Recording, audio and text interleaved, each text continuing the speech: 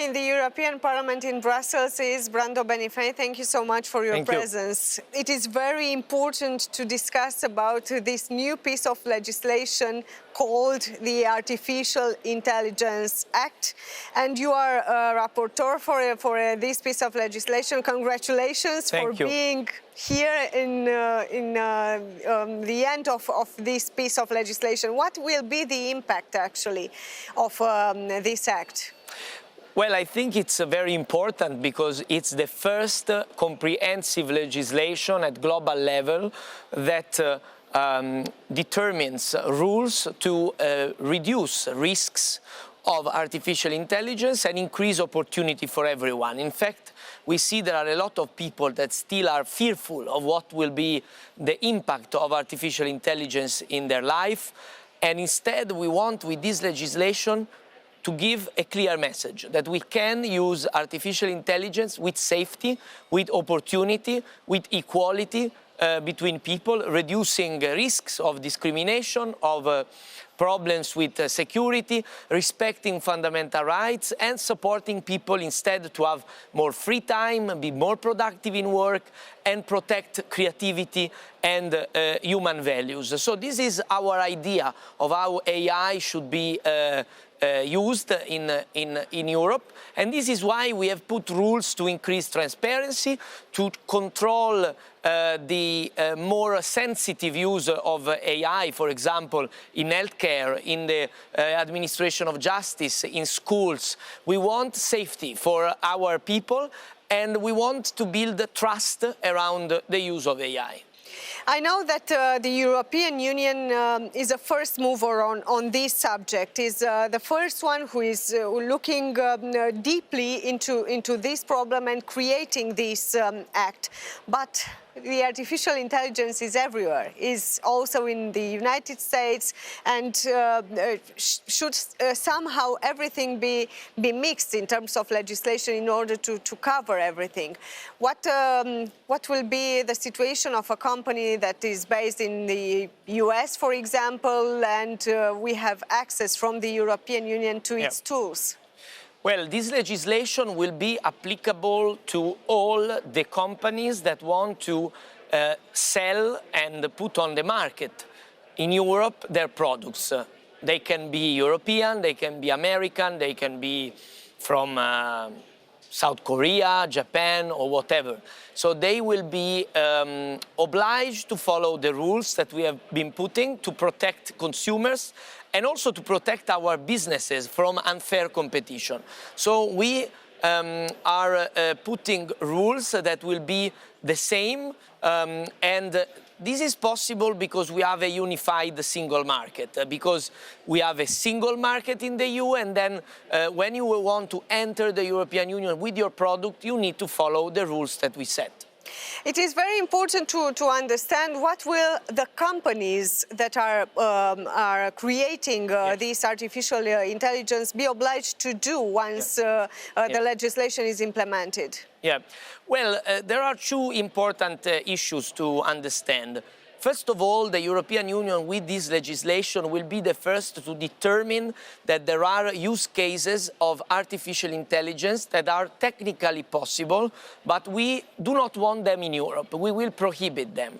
This is, for example, the use of biometric cameras except for certain specific uses. So in general, it will be prohibited to use biometric cameras in public spaces with no limitation, and also prohibiting the so-called predictive policing, so trying to guess who will commit a crime, pinpointing directly at the person, because this is against the presumption of innocence and the rule of law.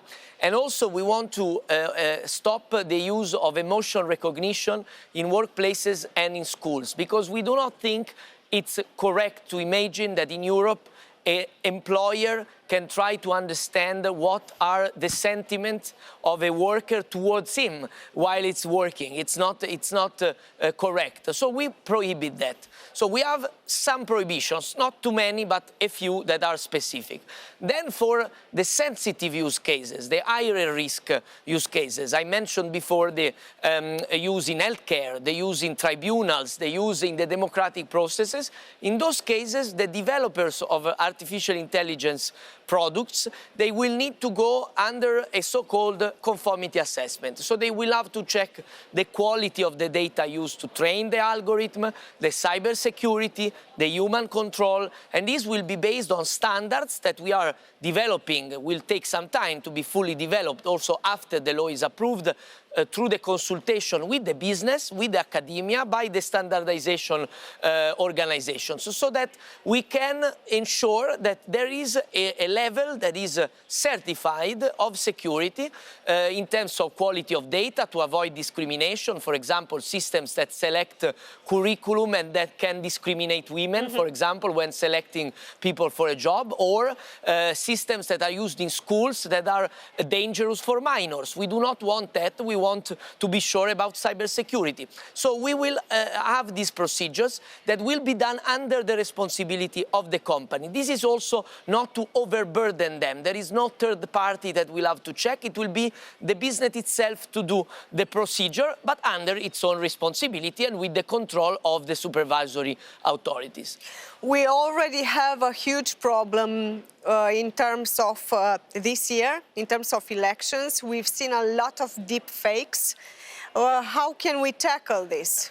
Well, the legislation we approved provides for a watermarking of deepfakes that will put a labeling that it will be readable by each device. A smartphone, a computer, a television will tell the viewer or the listener that the video, the audio is manipulated by AI or even created from scratch by AI.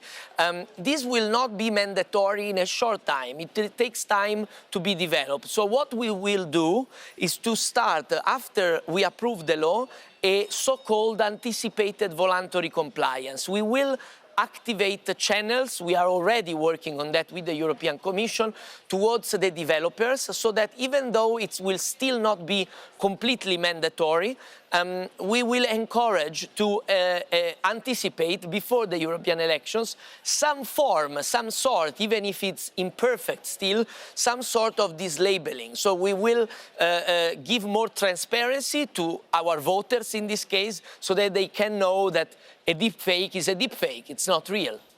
What should the member states do after this law is finally approved? Well, the legislation is self-applicable. There is no need for an internal law to apply it. So it will be a direct application, because it's a regulation, not a directive.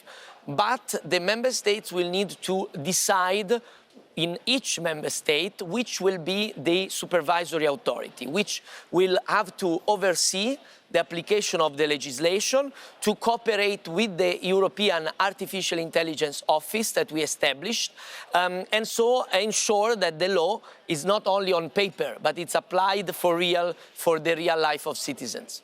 The Artificial Intelligence Office is what, actually, or will be what?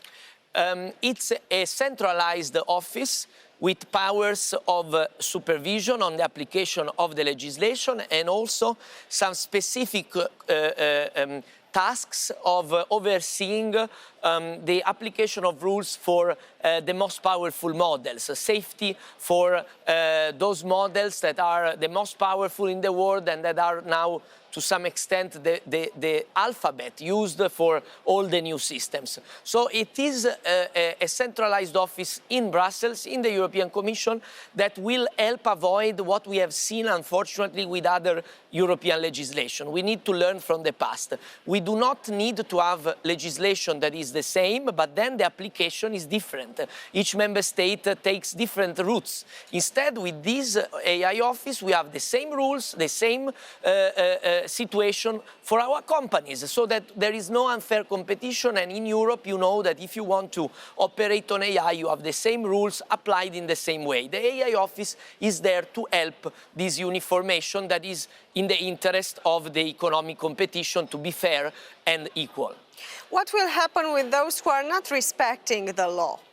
Well, there are fines for a big amount of money, up to 7% of the turnover at global level, and also there is the possibility for the removal of the product from the market. So the fines and the provisions are strong, but I think it's needed, because without sanctions, there is no incentive to respect the rules.